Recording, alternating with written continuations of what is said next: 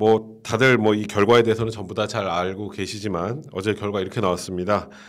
근데 진짜 어제 6시 출구조사 형 다 같이 보셨을 거 아니에요. 네. 진짜 무슨 지옥을 한번 경험했던 것 같아요. 근데 그나마 다행이라 그래야 되나요? 이거는 개헌제에서 넘긴 걸? 사실 이제 씁쓸하지만. 제가 경선하고 난 다음에 쭉 방송을 일주일에 2번씩 하니까 네. 왜 그렇게 힘이 없냐 중간에 맞아. 이렇게 신나게 안 하냐 그렇죠. 그런 지적들을 많이 하셨잖아요. 그러니까 형님이랑 저랑 너무 신나게 하지 못했던 네, 그런 신나게 할 수 있잖아요. 없었던 그 이유가 짐작하시겠지만 대충 안단 말입니다. 이 결과에 대해서 숫자를 그렇죠. 딱 얘기할 수는 없지만 그리고 뭐 뻔한 거예요. 우리가 또 이 비슷한 무소속 4명 포함해서 107석 했어요. 4년 전에는. 그렇죠. 지금 한 석 늘은 거예요. 그러니까 이걸 한번 해봤기 때문에 너무 비슷하니까 이거 뻔한 결과를 아는데 그렇지 않다고 네. 제가 우리 뭐 과반할 그렇죠. 수 있어 이럴 수는 또 없잖아요. 그러니까 그걸 그러니까 적절하게 우리가 거짓말을 못 하니까. 저 거짓말은 못 하니까 네. 이제 했던 거가 아마 티가 났을 거예요. 맞아요. 그래서 어제 저도 보면서 그러니까 저희가 이제 그렇게 많이 했잖아요. 투표 동료를 많이 그렇죠. 했고 그래서 투표 동료를 사실 했지. 투표를 많이들 해주셔서 결과를 최대한 바꿔볼 수 있도록 노력하자가 저희 그 취지이기도 했었고 그래서 어떤 분들이 왜 이렇게 우리 신나지 않게 그렇게 너네는 왜 이렇게 뭐 분위기 왜 그러냐 막 이러고 댓글 남기는 분도 많았는데 사실 저희가 그 생각이 들었어요. 저도 이제 여러 보수 유튜브들이 있지만 정확하게 설명을 해드리는 게 일단 제일 중요하다고 생각을 그렇죠. 했고 그리고 저희가 뭐 거짓말해서 막 뭐 무조건 뭐 정신 승리하고 이래가지고는 의미가 없었으니까 저희가 좀 그렇게 해왔던 거 여러분들도 이제 어느 정도 이해하실 것 같은데요. 사실 어제 그 출구조사 결과는 근데 진짜 그야말로 굉장히 충격이었는데 근데 이거부터 좀 하죠. 출구조사 왜 이렇게 안 맞아?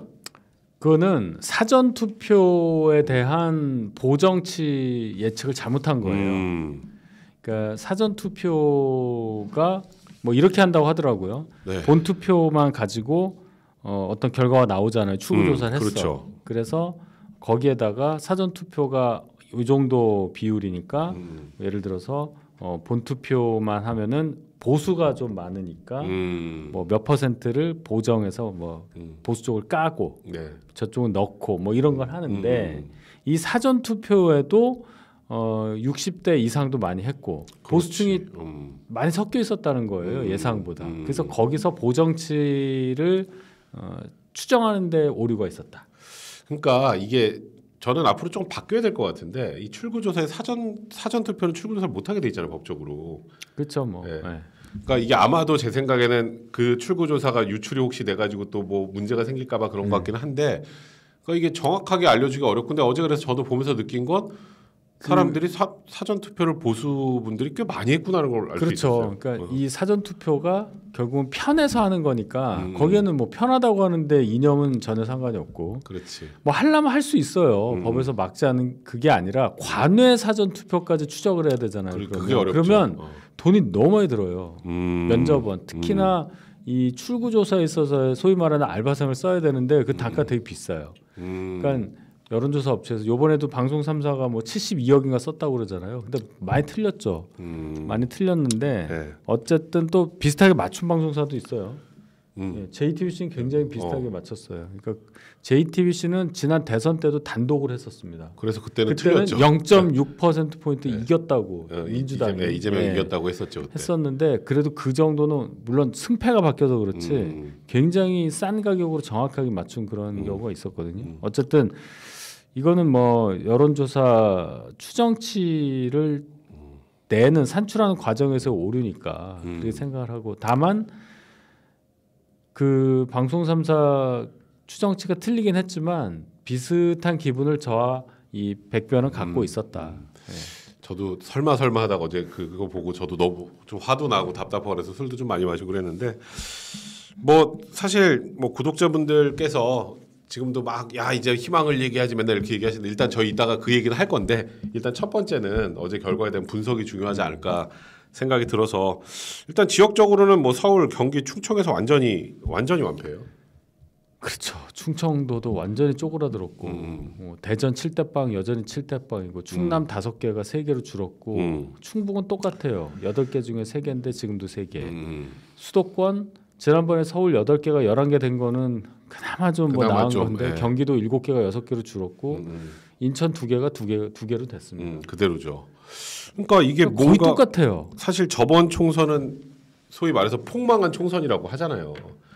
근데 그거를 다시 되풀이한 거, 그러니까 이거는 정말 민심의 회초를 정말 세게 맞은 건데 일단 첫 번째 뭐 원인부터 좀 보죠.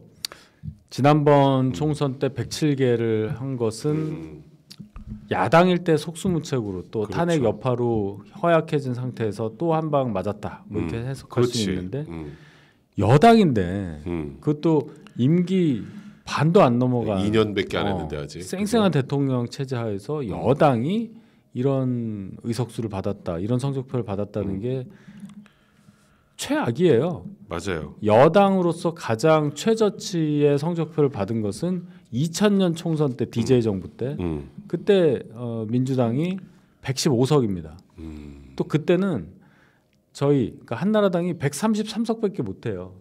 자민련도 있고 막 이러니까 그렇죠. 단독 과반 정당이 없는 상태에서 115석이었어요. 근데 지금은 이거 뭐 지역구만 해도 단독 과반이 되는데. 그러니까 약간 당황스럽더라고요. 그러니까 이게 완전히 쏠린 성적표를 받은 거다. 일단은 뭐 여러 가지 얘기를 해야겠지만 뭐 일단은 정권 심판론이 제대로 먹힌 선거다라고 봐야 되지 않겠어요? 일단 1차적으로. 뭐 그걸 인정할 수밖에 없는 거죠. 임기 3년 차, 만 2년 정도 되는 정권 진행 중에 치러진 총선이기 때문에 정권을 평가하는 성격의 총선이 될 수밖에 없고 그렇죠. 결과가 이렇게 나오니까 이제 심판을 받았다 이제 이렇게 표현을 하는 것을 틀렸다고 말할 수는 없어요. 우리가 그 프레임을 항상 정권 심판이라는 프레임을 들고 야당이 공격을 해도 거의 먹힌 적이 없습니다. 맞아요. 딱 한 번 먹힌 게 16년도 총선 때 한석 차이로 저희가 그때 왜 옥새 들고 뭐 했다 할 때 그때 한석 졌을 때 그때 딱 한 번 먹힌 거고 항상 정권 심판이라도 고를 들고 나오면 야당은 여당한테 졌었어요. 근데 이번엔 이게 작동을 했단 말이에요. 그러니까요. 사실 이건 뭐 많은 분들도 그런 생각을 하실 텐데, 그러니까 윤석열 대통령의 정책 방향, 그다음에 뭐 그런 것들에 대해서 잘못됐다고 생각하는 분들은 보수에서 거의 없는 것 같아요. 근데 그렇죠. 근데 문제는 이제 방식, 그러니까 소통의 방식. 그러니까 예를 들어서 뭐 그 대파 논란 같은 거 터졌을 때도 그건 억울한 거잖아요. 억울하죠. 그건 사실 뭐 처음부터 다 아시는 분들은 보면 억울한 건데 그래도 그걸 국민들에게 좀 감정적으로 다가가면 좋은데 이성적으로 이러하니까 이건 잘못된 거다. 그냥 그렇게만 하고 넘어가는 그런 것들. 그러니까 윤석열 대통령이 이렇게 생각하신다고 해요. 들어보니까 자, 이 일을 잘하면 나중에 평가받는 건 아니냐. 그렇게 살아오셨으니까. 근데 국민들은 과정도 궁금해하고 그렇죠. 또 그 과정과 결과를 속속들이 아실 수가 없단 말이에요. 그러니까 이거를 나쁘게 표현하면 포장인데 전달하는 방식과 전달할 때의 그 메시지 톤, 뭐 단어 선택, 표현의 어떤 방법, 제스처 이런 게 다 중요하단 말입니다. 근데 그 부분에 있어서 그냥 결과가 좋으면 되는 거지, 일을 잘하면 되는 거지 이렇게 그러니까. 그런 이제 기조가 있기 때문에 자꾸만 의도와 다르게 오해를 받는 측면이 있다는 게 주변 분들의 전언이에요. 그러니까 뭐 황상무 수석 얘기부터 그 과정, 우리 이종석 호주 대사 임명 과정이나 이 과정들도 좀 다른 방식으로 국민들에게 설명을 하고 이해를 구하고 해야 되는데 국민들 입장에서 그냥 약간 일방적인 뭐 통보 느낌? 그렇죠. 국민들은 뭐 연예인도 마찬가지예요. 요새는 뭐 야구 선수들 같은 경우에 팬한테 사인 안 해주면 바로 찍혀버리잖아요. 그렇지. 똑같은 얘기예요. 맞아, 그거 되게 정확한 얘기다. 야구에 역시. 그 선수가 뭐 홈런을 아무리 50개를 치고 막 안타를 막 200개 치고 한들 팬 서비스가 후지면은 올스타도 못 나가는 거예요. 못 나가죠. 맞아. 그리고 뭐만 좀만 잘해도 욕 먹고 막 이렇게 돼. 쟤는 매너가 없는 애, 팬심을 모르는 애, 뭐 이렇게 돼버리잖아요. 아무리 야구를 잘해도. 그러니까 똑같은 얘기예요. 우리는 팬 서비스를 해야 되는 직업인 거예요. 정치하는 사람 이제 그렇죠. 그렇게 돼버렸단 말이에요. 그러니까 국민한테 국민한테 소상하게 설명을 하고 소통을 한다는 것도 팬인 국민들에 대한 기본적인 팬 서비스다. 이게 이제 돼 있단 말이에요. 그렇지. 네. 그러니까 그런 부분들에 대한 아쉬움 때문이었는지 어쨌건 뭐 대통령실에서도 이제 인적 쇄신 작업을 하겠다고. 그리고 총리도 일단 총리 사퇴는 근데 또 좀 머리가 아프긴 할 것 같아요. 또 누군가를 총리로 임명하는 과정이 지금 현재 뭐 다 아시겠지만 거의 아마 야당이 정말 초강성 야당일 텐데. 그러니까 이게 8년을 해야 된다는 거예요. 4년 지났는데. 제가 얼마 전에 이 국회 그래도 이 야만적인 21대 국회 거의 다 끝났습니다. 참 어떻게 그렇지. 지났는지 몰라. 이 말 했는데 이걸 4년을 더 할 생각하니까 더 센 느낌이야 지금. 더 세죠. 그러니까 지금 이제 총리 사퇴 관련해서는 또 그런 얘기도 있더라고. 이제 새로운 총리를 어떻게 임명하려고 그러냐 이런 얘기들도 있으니까 국회 동의를 반드시 거쳐야 되니까. 또 그런 어쨌건 노력하는 모습들을 보여주고 또 국민들이 평가를 하니까 일단 어떻게든 변화를 보여줘야 될 것 같아요. 네, 변화가 있어야 하고 있을 수밖에 없는 거고. 그리고 이전의 이재명과 총선이 끝난 이후의 이재명은 다릅니다. 자연인 이재명은 같은데 네. 이제 총선을 이끌어서 175석을 획득한 당의 당수예요. 아, 그렇지. 그 과정에서의 당대표란 말이에요. 그 전에 21대 국회에서의 여소야대 그 의석수는 이재명 대표하고 관계가 없어요. 그렇지, 무관한 거니까. 네, 중간에 본인이 대통령 후보가 된 다음에 국회의원하고 당대표 돼서 그 당의 대표가 된 거지만 이제는 본인 스스로 이 숫자를 또 만들어냈단 말이에요. 네. 그러면 다르다. 그럼 이제 뭐 예를 들어서 뭐 싫더라도 이재명 대표도 만나고 대통령이 좀 그래야 될 것 같으세요? 그럴 수밖에 없지 않겠습니까? 결국은 임기가 제한된 한국의 대통령제, 연임을 할 수 없는 5년 단임제 대통령제를 운영하고 있는 한국, 거기에서의 대통령이라면 한정된 시간 안에 업적을 본인 임기 중에 뭔가 남기는 것이 그렇지. 그게 과제예요. 2년이 지났고 하고자 하는 개혁 어젠다가 있잖아요. 의료 개혁을 포함해서 그렇죠. 연금도 있고 탈원전 관련해서도 여러 얘기가 있고. 그러면 그러니까요.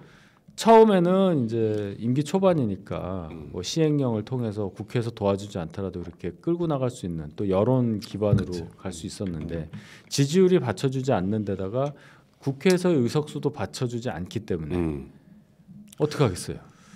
그렇지. 야당의 협조를 받아야죠. 그러니까 이게 뭐 좋고 싫고의 문제가 아니라 이제는 국가를 정부를 끌고 나가기 위해서는 좀 필연적인 그런 선택이 수반될 수밖에 없다라는 것이고. 자, 여러분들 저희 좋아요 숫자 좀 부족하네요. 여러분들 많이 좀 눌러주시고요. 오늘도 많은 분들 들어오셔서 일단 너무 감사드립니다. 엄청 들어오셨네. 네, 벌써 지금 이렇게 들어오셨어요. 룰루님, 이 사태 시발점은 지선 직후 이한나유 천에게서 비롯된 거 아닐까요? 국회의원 하러 와서 인사하고 악수하려는 윤석열과 그걸 거부하고 패싱하는 국회의장 추미애, 이런 모습 보게 될까요? 진짜 국회의장 추미애도 상상하기 싫은 그림인데 거의 현실화 돼가는 것 같아요. 뭐 중립을 지킬 생각은 없다는 것 같은데 아예 처음부터. 기가 막힙니다. 그러니까 저희가 이거는 이제 앞으로 근데 그런 것들이 다 누적되고 그런 게 다 또 쌓여서 앞으로 큰 선거들 많이 있잖아요. 길게는 3년 후에 대선도 있고요. 자, 일단 그런 걸 잘 기록하고 기억하자는 의미에서 오늘 또 방송하고 있으니까 좀 들어보시면 좋을 것 같습니다. CPO님, 대체 보수당이 필요합니다. 보수 호소정당은 진짜 보수당이요. 진보당보다 더 진보당 같았습니다. 파워 오브 피플이 뭡니까? 근데 좀 저는 개인적으로 좀 동의하기 어렵네요. 저희 영문명이 PPP, 피플 파워 파티인데 뭐 저런 지적을 하시는 분도 있긴 있어요. 그러니까 뭐 지금은 더 강하게 보수로 가는 거가 답은 아닌 것 같다는 개인적인 생각이 듭니다. 맨스테이님, 저희 아버지가 이 말씀하시더라고요. 2조 심판은 사법 심판을 해야지 왜 또 국민한테 심판해달라고 하냐, 이런 말씀하시는데 무릎을 쳤습니다. 사실 이제 이번 총선에서 우리가 대통령실 얘기를 좀 했는데 당 입장에서 보면은 좀 뭔가 민생이나 이런 것보다 들렸던 건 2조 심판의 목소리가 좀 많이 들리긴 했어요. 이 부분에 대해서 지적하는 분들도 좀 있더라고. 그러니까 이제 저희가 여당이잖아요. 그렇죠. 심판이란 단어를 하는 사람들은 뭔가 힘이 없고 권력이 없고 상대방에게 피해를 받았다는 듯한 사람이 주장할 수 있는 상대방을 향한 단어예요. 네. 근데 여당이 야당을 심판하라고 했으니까 이게 맞냐라고 하는데 저희 이제 논리가 뭐냐면 거대 야당이니까 거대 야당이 4년 동안 입법 폭주를 하고 했으니까 이 부분에 대해서 국민들께서 평가를 해달라는 것이었는데 네, 맞아요. 이 부분이 국민들께 제대로 설득이 안 된 부분이 분명히 있었고 특히나 조국이라는 사람에 대해서 왜 저렇게 열광을 하고 12석이나 줬느냐를 잘 생각해 보니까 이 부분이 있어요. 어떤 부분이요? 조국 대표는 마치 벌을 이미 받은 사람과 같이 대중이 인식하고 있는 거예요. 맞아. 무슨 맞아요. 뜻이냐? 조국 사태가 시작된 게 2019년도 늦여름부터죠. 그래요. 그러니까 얼추 5년이 됐어요. 5년이 됐는데 그 사이에 정경심 배우자 정경심 교수 뭐 4년 형 받고 그렇죠. 지금 뭐 계속 감옥에 있다 뭐 병원 갔다 왔다 갔다 하면서 지금 가석방돼서 네. 거의 뭐 형기 마치는 수준이고 딸 중졸되고 의사면허 박탈당하고 뭐 다 이제 막 죄값을 거의 다 이제 치른 거 아니에요. 그렇죠. 조국 2심까지 징역 2년인데 법정 구속만 안 시켰지 이제 거의 잡혀가는 단계. 그렇죠. 그러니까 이미 이 사람 자체가 벌을 받았다고 대중은 생각을 하는 거예요. 이재명 대표는 달라요. 그 효과 분명히 있어요. 이재명 맞아요. 대표는 아직 시작도 안 했는데. 그러니까 그러면 저 사람 이제 저 정도에 저랬으면 뭐 잘못한 건 아는데 죄값 치른 거 아니야? 뭐 기회를 좀 줘야 되지 않아? 한국 사람 또 그런 게 있잖아요. 네. 그게 엄청나게 먹힌 거예요. 그러니까 이번에 어찌 보면 뭐 조국 신당은 약간 신드롬급인 그 12석이면 엄청난 거죠. 엄청나죠. 3개월 돼가지고 비례만 나갔는데. 개혁신당 3석이에요. 그렇지. 네. 비례만 갖고 12석이라는 게 이게 몇 프로가 나온 거야. 그러니까 이런 부분들에 대한 뭐 대응 같은 것들도 논란이 좀 되는 것 같고 저는 사실 일단 좋은 얘기 좀 할게요. 네. 그래도 우리 정치와 수다에서 그 어려운 도봉갑에서 도나스 의원을 배출했습니다. 도나스가 참 이름 잘 지었어. 잘 졌죠. 그리고 이게 사람이 뭐든지 어떤 일이 될 때는 운도 따라야 되는데 노력에 따라야 그 운이 발현을 하는 거잖아요. 안기령이라는 사람을 해필이면 그 지역에 공천을 한 게 거기 만약에 김남근이라는 사람을 그냥 공천을 했으면 성북으로 갔잖아요. 그럼 과연 이런 승부가 있었을까? 나이대도 안기령이랑 비슷하니까 그렇죠. 이게 딱 각이 섰고 또 안기령이 그냥 적절하게 계속 사고를 쳐주고 해서 결국은 도나스가 한 1% 이겼나요? 1점 몇 프로 이겼죠. 네, 이겼습니다. 근데 저도 그래서 이번에 뭐 어제 통화도 하고 저 네. 굉장히 그 제일처럼 막 기뻤는데 네. 전 이번에 그 도나스의 승리를 보면서 좀 총선 공천 과정에 대한 아쉬움이 또 한번 생각이 나더라고. 그런 거예요. 그냥 도봉을 딱 생각하면 그냥 도봉에서 자라서 도봉만을 위해서 살아온 사람처럼 그 도봉 그 토착 네. 뭐 약간 이런 일꾼 같은 느낌이라면 토박이. 근데 저기는 그냥 여기가 어딘지도 모르는 사람이 오니까 분명히 불리한 지역에서도 이길 수 있다는 걸 보여준 거라고 생각이 들거든요. 일단 1차적으로. 그렇죠. 그러니까 뭐 사실 이거는 뭐 형님이 있어서 뭐 형님을 띄워주려고 그런 것보다 사실 이번에 많은 그 평론가들도 강동갑을 굉장히 주목했어요. 강동갑의 승부가 정말 중요하다. 그리고 강동갑은 유리한 쪽으로 많이 분류를 했었고. 근데 사실 뭐 형님이 그쪽에 오래 거기서 계속 강동에서 이거 해왔었잖아요. 근데 그런 게 생각이 나더라고. 그러니까 이제 뭐 이게 형 공천하여서 뭐 공천 잘못해서 이렇게 얘기하면 좀 우리가 좀 낯간지럽지만 예를 들어서 그런 거예요. 그러니까 뭔가 공천이 그러니까 저번에 형도 한번 그런 얘기 한 적이 있었는데 인물로 승부가 나야 되는데 인물로 승부가 안 나고 또 지역의 뭐 토착 이걸라도 좀 별로 승부가 안 나고 그러다 보니까 그냥 말 그대로 이쪽 대 저쪽 그 프레임만 가지고 선거를 치른 느낌이란 말이에요. 그런 그러니까 것도 좀 원인이 된 것 같아요. 미스매치가 난 거죠. 그러니까 적재를 적소에 썼느냐. 자, 이 사람은 포지션상 유격수보다는 이루수가 나은데 어깨가 안 좋아서 그렇지. 3루에 갖다 놓고 3루에서 순발력으로 승부할 수 있는 사람을 유격수에다 갖다 놓고 발이 느려서 그렇지. 이게 다르잖아요. 그렇죠. 그런 부분에 있어서 제 개인적으로는 한 15석에서 20석 정도는 왔다 갔다 할 수 있을 정도의 지적을 할 수 있어요. 전국 254개 중에서. 맞아요. 사실 저도 그 생각이 좀 많이 들었거든요. 이걸 보면서 특히 진짜 이 도나스의 승리를 보면서 더 들었어요. 그런 생각이. 그렇죠. 그러니까 누구나 다 어려운 곳이라고 했고 여론조사상 한 번도 7, 8% 안쪽으로 들어온 적이 없었던 지역이잖아요. 최근에. 그리고 지난 총선 때는 서울시 전체 득표율 꼴등한 지역구고. 그렇죠. 근데 그곳에서 승리라는 거 이렇게 어려운 구도 선거에서도 승리할 수 있다면 그렇다면 공천을 좀 제대로 했다면 몇 석은 더 건질 수 있지 않았을까라는 그런 아쉬움이 들더라고요. 왜 또 그러냐면요. 이번 총선에 아까운 게 그 지난 총선에서 제가 그 말씀 드렸잖아요. 서울에서 수도권에서 그때 121개였죠. 이번에 122개지만 수도권에서 우리가 몇 석을 얻었느냐? 17개 얻었단 말이에요. 윤상희 의원까지 포함해서. 그렇죠. 근데 5%를 더 줘도 그럼 추가로 이길 수 있는 데가 어디냐? 5% 안으로 진 데가 어디냐? 수도권에서 10개밖에 안 돼요. 서울은 3개밖에 없었어요.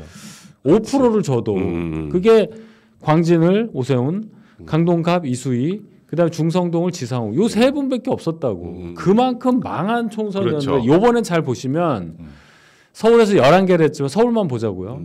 3% 안으로 진 데가 6, 7개가 돼요. 그러니까 그게 놀랍더라고요. 송파병, 강동갑, 영등포 을, 그다음 구자룡 양천, 네. 그다음 중성동을 이해훈, 그렇지. 뭐 엄청 많아요. 저 오신환, 뭐 이렇게 굉장히 아까운 결과예요. 엄청 붙었단 말이에요. 이길 수 있는 상황이었어. 그러니까 이게 참 이 의석수가 너무 박하게 나온 선거다.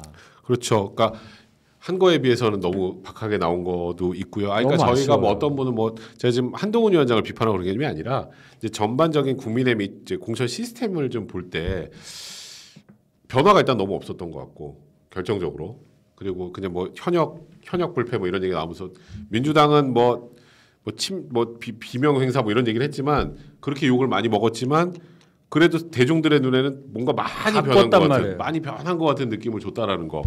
그러니까 그런 부분들이 이게 이제 이런 부분들을 복귀해야 앞으로 또 다른 이제 선거, 뭐 앞으로 지선, 대선 또 그 뒤에 있을 또 총선 이런 생각을 해보면 이런 부분들은 분명히 좀 이제 국민의힘 내부의 시스템 문제. 이건 한동훈 위원장은 저 개인적으로 정말 열심히 했고 그리고 정말 진심으로 최선을 다했고 그리고 한동훈 위원장이 없었다면 저는 100석도 안 됐을 거라고 개인적으로 생각을 적어도 하는데. 지역구 의원 공천 과정에서 한동훈 위원장이 개입할 여지가 전혀 없었어요. 그러니까요. 시간적으로도 전혀 없었죠. 없었고 이미 공관위가 출범하는 과정 중에 비대위원장이 됐기 때문에 그런 게 없었다.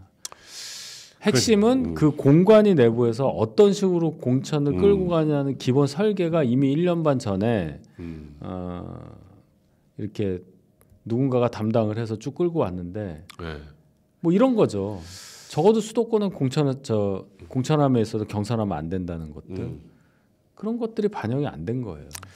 그러니까요. 그러니까 어느 지역에 누가 가장 확실하다고 생각하면 그냥 말 그대로 전략 공천도 많이 쓰고 필요하지 않나요, 그게? 사실. 그러니까요. 그게 왜 그럼 왜 안 했냐? 왜 그런 걸 안 해? 제가 이제 지적하고 싶은 게 뭐냐면 경선이라는 게 뭐예요?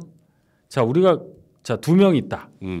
A랑 B가 있는데 이 둘 중에 누구로 공천을 줘야 될지 내가 도저히 정무적으로 결정하기가 좀 애매하니 여러 가지 사정상 네. 여론조사에 맡긴다는 거 아니에요? 국민이 그렇죠. 됐건 당원이 됐건. 그런데 이 정도의 정무적 판단을 못하고 그거를 그 결정을 하는 데 있어서 뭔가 쉽게 얘기해서 손에 피 묻히기 싫다. 그래서 그거를 결정을 떠넘기는 거 아닙니까? 그럼 이 과정이 과학적으로 되면 또 모르겠는데 그건 누구도 몰라요. 그러면 관리자의 책무를 다하지 못한다고 저는 생각합니다. 그 정도도 못할 거라면. 그러니까 그게 뭐 좋게 말하면 상향식 공천, 뭐 국민들에게 공천권을 돌려준다 이렇게 좋게 포장할 수 있지만 역으로 생각하면 그거는 정무적인 판단 미스나 이런 것들을 불러올 수밖에 없는 것이죠. 정말 상향식 공천을 하려면 미국처럼 완전 오픈 프라이머를 해서 뭐 당원이든 뭐든 간에 와서 직접 찍게 하거나 아니면 당원만 가지고 뭐 코커스를 하든지 그렇지. 뭐 이렇게 해야 되는데 우리는 그렇게 안 하잖아요. 비용 문제도 있고 여러 가지 뭐 동원 뭐 이런 거 있잖아요. 그렇죠. 근데 우리는 뭘로 합니까? 전화로 해요. 전화가 와야 내가 의사 표시를 할 수가 있어. 그건 진짜 좀 전화가 어디서 누가 거는지를 몰라. 그거예요. 그러니까 이 공천 과정은 제가 보기에 이제 다음 총선이나 이런 데서 분명히 좀 변화를 해야 된다는 걸 이번 총선 과정에서 좀 여실하게 좀 느꼈던 것 같아요. 우리나라는 상향식 공천이라는 개념 자체가 그냥 그 쉽게 세 글자로 상향식 해가지고 해결될 그런 환경이 아니다. 그러니까요. 그러니까 이 뭐 여러분들이 이게 저희가 지금 얘기하는 거는 무슨 뭐 욕하자 이런 개념이 아니라 어떻게 변해야 다음에 새로움이 생길 수 있는지에 관련된 얘기니까 그렇게 좀 이해를 해주시면 좋을 것 같고 일단은 뭐 한동훈 비대위원장은 사퇴를 했어요. 앞으로 이제 국힘 지도부 구성은 어떻게 돼요? 일단은 비대위원장이 사퇴를 했고 네. 그럼 비대위원장 대행이 다음 순서로 윤재옥 원내대표가 윤재옥 원내대표. 2순위니까요. 당내 서열 2위니까 지금 비대위원장 권한대행이 된 거예요. 그러니까 그러면 결국은 이제 새로운 당 대표를 뽑아야겠네. 근데 네. 또 다른 비대위가 들어올 수도 있는 거예요. 아 비대위 또 다른 비대위. 예, 새로 다른 뭐 A라는 사람이 비대위원장인 비대위가 출범할 수도 있는 거고 말씀하신 대로 전당대회 준비라서 전당대회를 할 수도 있는데 전당대회를 한다. 전당대회는 어느 정도는 축제 성격도 있어요. 그렇죠. 네. 근데 지금 108석으로 쪼그라든 마당에 그런 전당대회를 할 수 있는 지금 상황이 그렇게 본다면 4년 전에 똑같은 일이 있었잖아요. 4년 전에 어떻게 됐느냐? 주호영 원내대표를 미리 뽑고, 그렇죠? 심재철 당시 원내대표가 낙선을 했기 때문에 차기 원내대표를 다음 국회 원내대표를 미리 뽑아가지고 주호영 원내대표가 비대위원장이 된 다음에 김종인 비대위원장을 모셔오는 작업을 했죠. 그래서 김종인 비대위가 출범을 하고 1년 정도 끌어요.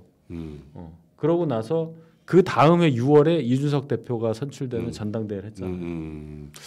이번에도 약간 그렇게 갈 가능성이 꽤 높겠네요. 그러니까 이제 그땐 야당이었을 때고 아무것도 뭐 서울시장, 대통령 아무것도 없을 때라 비대위가 장기로 갈 수밖에 없었던 상황이었고 지금은 그 상태는 아니기 때문에 그렇게 뭐 막 비대위로 막 1년 동안 또 이렇게 가거나 그러지는 않을 걸로 보이는데 어쨌든 당장 지금 한동훈 비대위의 임기가 6월 28일까지예요. 네, 맞아요. 6월 28일. 거기에 맞춰서 전당대회를 치르기는 물리적으로도 시간도 없을 뿐더러 누가 출마할 거란 말이에요. 그렇지. 비대위 최고위원도 출마를 누가 해야 돼. 청년 최고위원도 뽑아야 되고 뭐 해야 되는데 지금 그런 상황이 못 돼서 일단 비대위 체제를 어느 정도 끌고 가지 않을까 싶어요.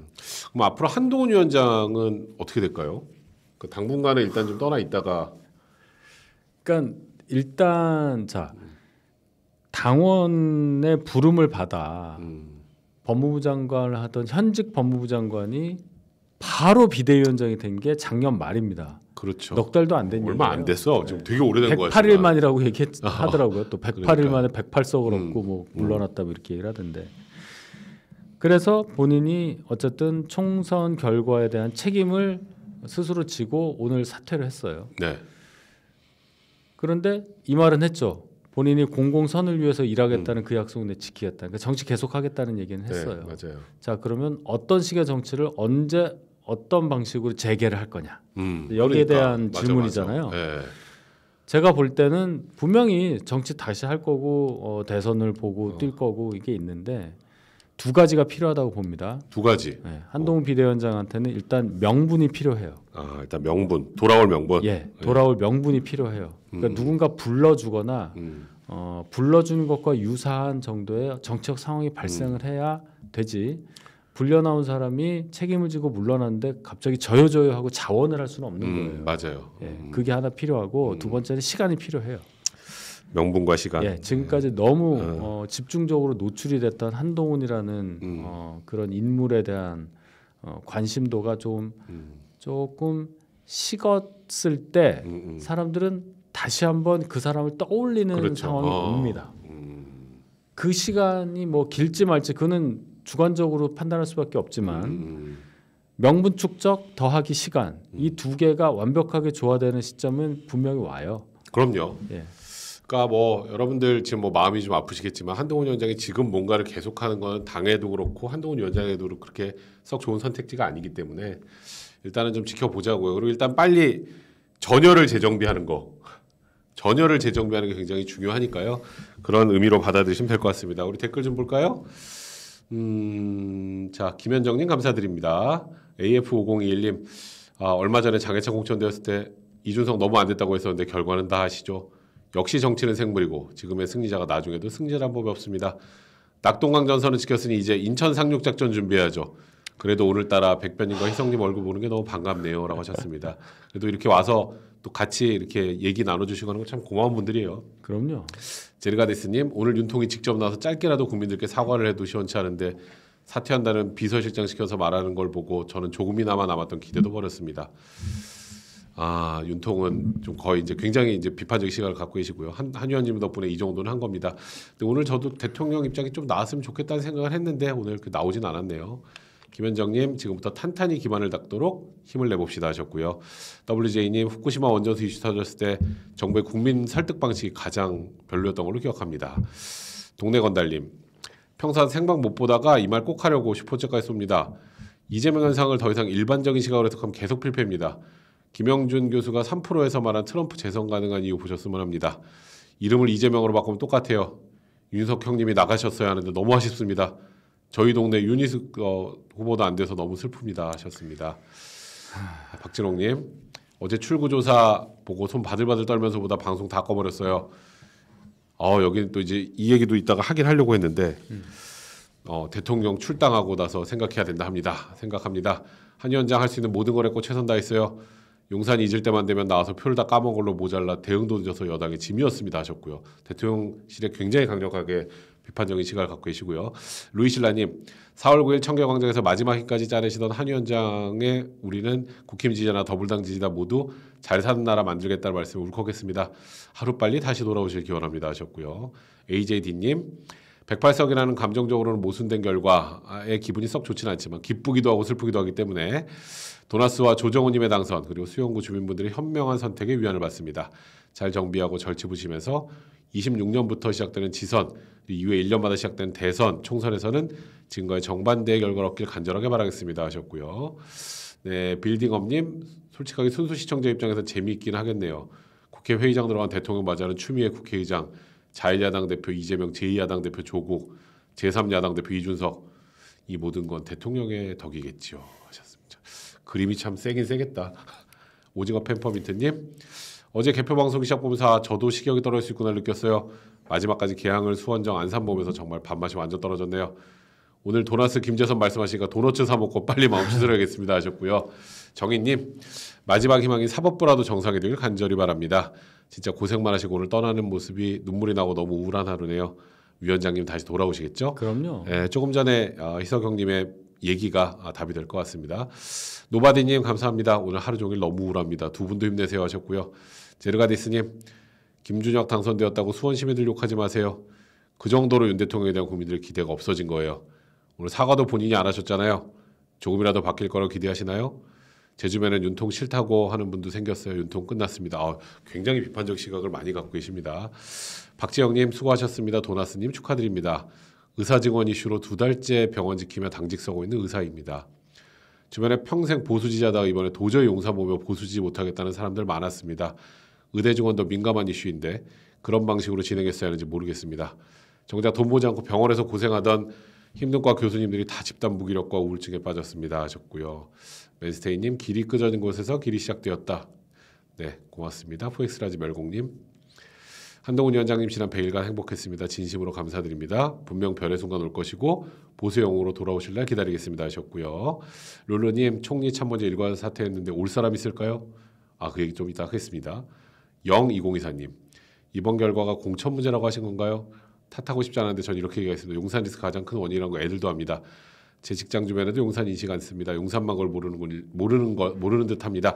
저희가 공천 때문에 졌다가 아니라 저희가 아까 하나하나 짚으면서 여러 이유 중에 하나로 저희가 언급을 했던 거고 지금 많이 얘기하시는 것처럼 대통령실에 관련된 문제들이 굉장히 많았다라는 게 그러니까 이제 정권 심판원이 작동한 거고요. 자, 우리 일단은 첫 번째 아이템 여기까지 하고 두 번째로 갈게요.